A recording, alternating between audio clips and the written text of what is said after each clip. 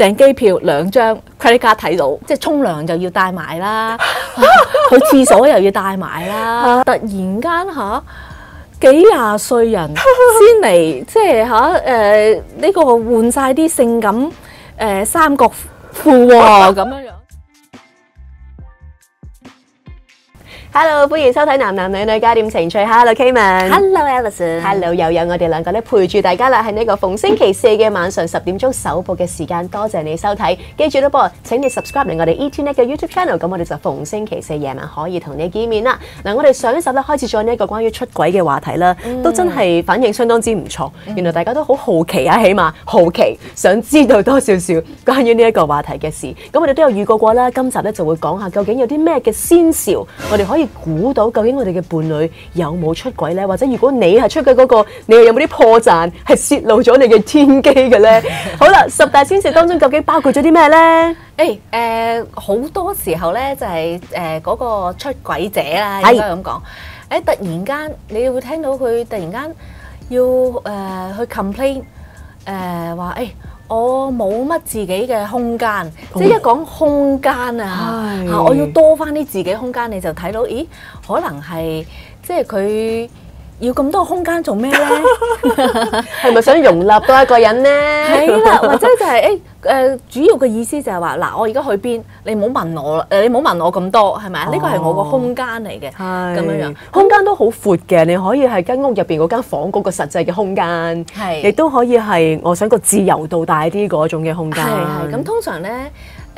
我哋會睇到就突然間響佢個即係語言嘅系統裏邊，突然間就係好多呢啲空間啊、自由啊唔夠啊嚇，咁我哋都會知道，咦？可能呢個都係其中之一個可能即係。先兆啦，係有啲嘢啦咁樣。嗱，我就成日都聽人講咧，其中一個出軌先兆咧，除咗會想揾翻多啲自由啊，揾翻多啲空間之外咧，就係我有樣新嘅興趣啊。係啊，係咪㗎？冇錯，冇錯。譬如我識一對 couple 咧。就係個老公本來好宅嘅，咁但係個老婆咧就嫌棄佢老公咁宅，於是就話：喂，你即係揾啲嘢揾啲細藝啦，嗱你中意揸車，咁不如你 join 下啲車會啦咁樣樣啊，咁啊真係個老公就係即係聽個老婆講，咁啊 join 下啲車會咁樣樣，咁啊結果原來咧喺車會嗰度又識得一班朋友喎，咁啊又識到一個即係第三者，哎呀，咁跟住然後咧就發現咧就咦平時咧踢佢都唔喐嘅喎。2個月都唔去一次車會，而家個禮拜6咧都要去喎。咁你就睇到就係話，一個突然間轉變嘅，即係一個嗜好啊！突然間好 passionate about 嗰個嗜好咧嚇，咁你就要知道，咦？可能有少少嘢唔同咗啦，咁樣樣咯。嗱，另外一個都係經常會被談及嘅一個先兆咧，就係突然之間咧執下自己個樣多咗。係咪？平時比較咧啡啊，鬚都唔剃啊，又或者係妝都未必想化嘅時候咧，突然之間嗰輪，咦？執下自己喎，呢個係一個好大嘅 sign 嚟嘅嚇，即係你突然間見到連個男性啊，呢個係最容易睇到嘅。嗰個男性突然間咧，明明已經好資深嘅咯喎，資深平時叫佢換件衫都唔肯喎，哇！突然間，哇！即係直情係啲又好 colourful 啊，跟住又噴埋古龍水啊，咁你知道做咩咧？突然間會有個咁嘅轉變，想取悅邊個咧？咁樣嚇，咁呢個都係一個即係好明顯嘅一個 sign 啫。係嗱，嚟到第4大先兆咧，呢個咧就要靠啲真係精打細算啲啦，會 check statement 嘅朋友咧先至會知得到嘅。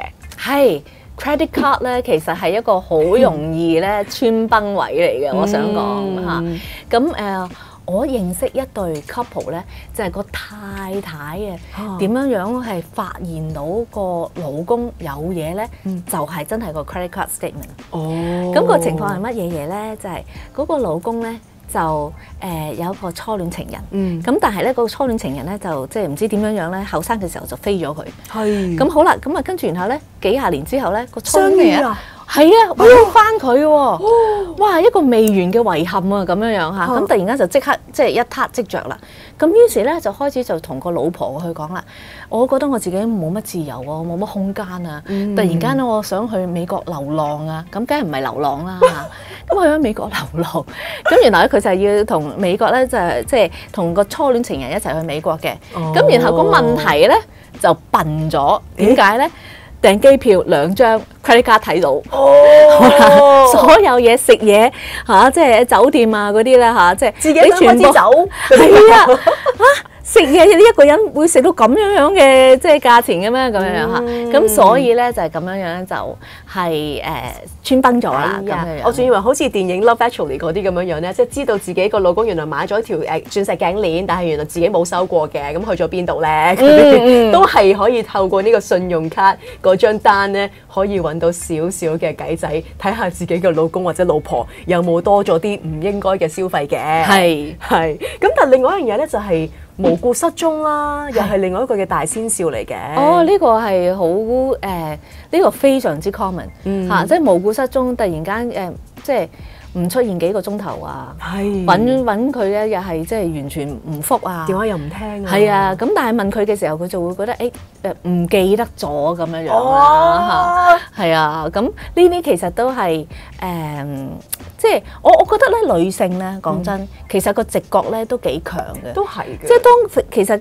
夾雜埋呢啲即係咧加起嚟發生啲咁嘅事，其實都差唔多都知道係有啲嘢㗎啦。如果冇乜嘢嘅話，你點會無端端想去睇下對方嘅電話啊？係嗱，另一樣嘢咧就係個情緒上面突然之間好多嘅起伏啦。係，譬如話無端端成日都發脾氣，又係另一個大先兆啦。係啊，尤其是真係問佢，咦？咁你嗰幾個鐘頭去咗邊啊？嚇，或者嗰禮拜六突然間。你話你翻阿媽度，唔係喎，打去阿媽嗰度，佢話你冇翻嚟喎，咁樣樣。咁好啦，即係個問題就係話你去到呢啲位，佢答唔到你嘅時候，佢咪唯有發脾氣咯，你明唔明啊？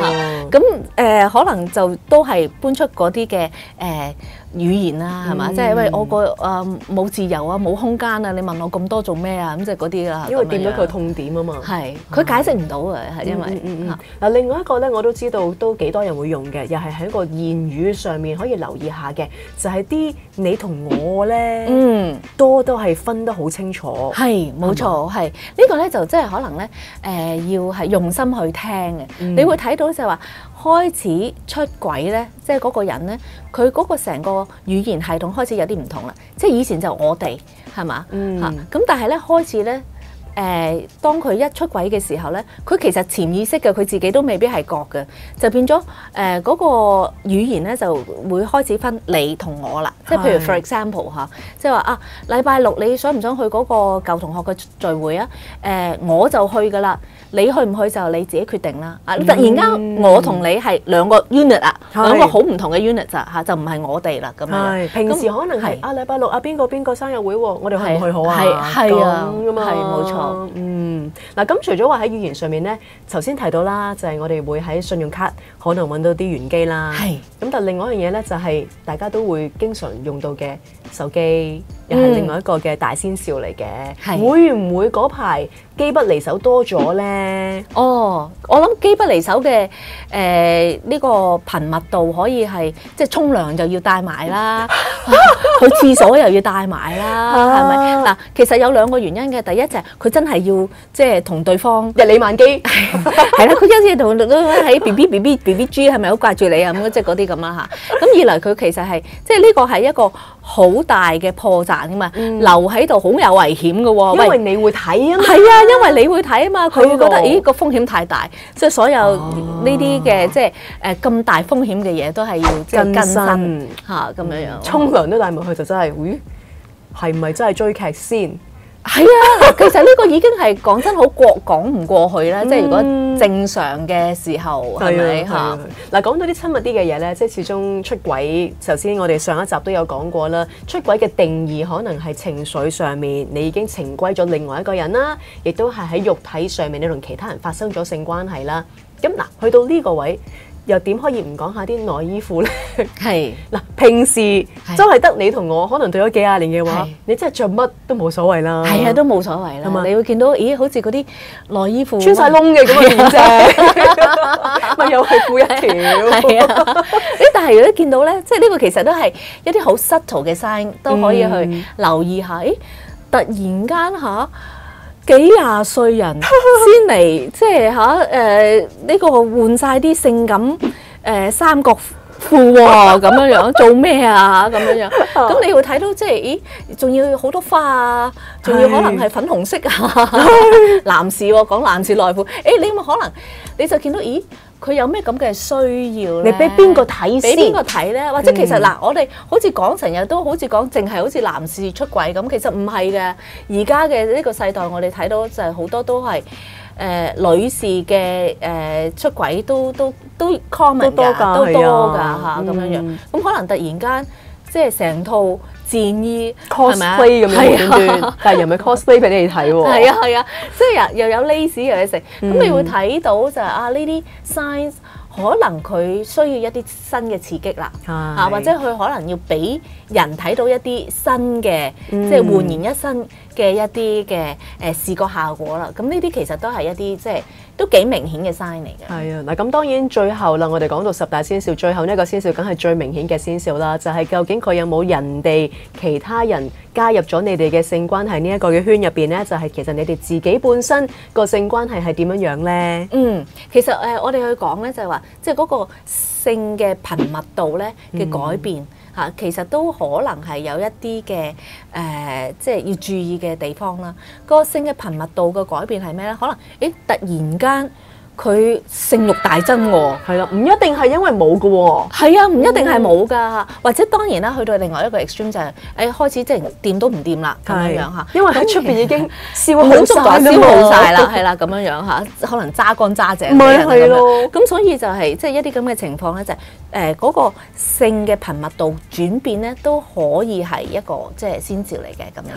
係嗱，其實我哋講咗連續2集出軌呢個問題啦，都有講到一個歸根究底。點解會出軌？咁當然可能背後有好多嘅原因。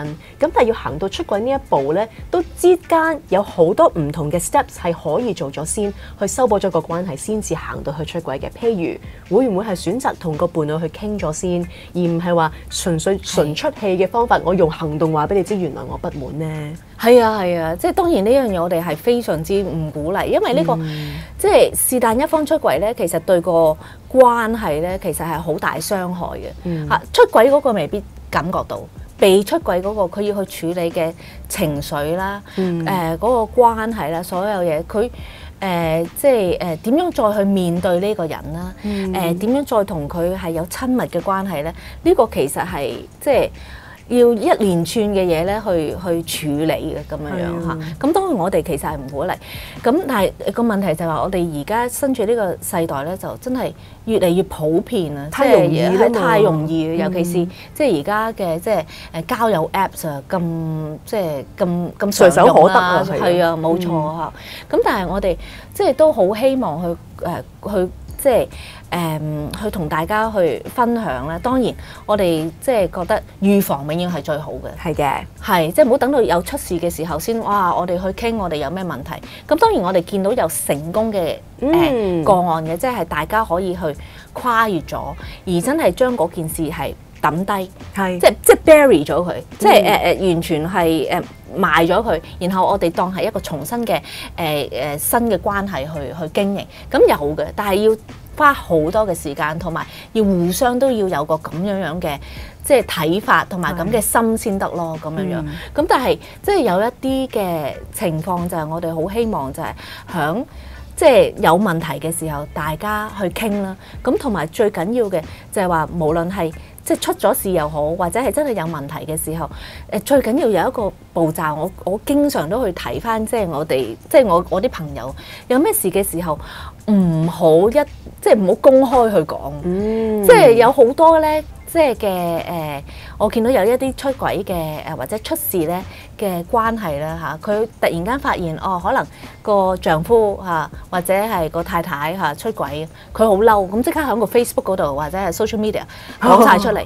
其實咧講晒出嚟咧，你冇彎轉㗎啦。係啊，冇得翻轉，你冇得翻轉頭㗎。反為就真係大家坐低去傾翻。如果真係個情緒上邊處理唔到嘅，咁可以去揾另外一個人啦，即係揾個 therapist 喺中間嘅時候去一齊去處理呢個情緒同埋個溝通啦，咁樣樣嚇。係啊，如果你有啲咩建議啊，又或者係題目想我哋去 cover 嘅話咧，都歡迎你話俾我哋知㗎噃。你可以 email 俾我哋又得 ，WhatsApp 俾我哋都可以㗎。咁我哋今集時間差唔多啦，下個禮拜見，拜拜。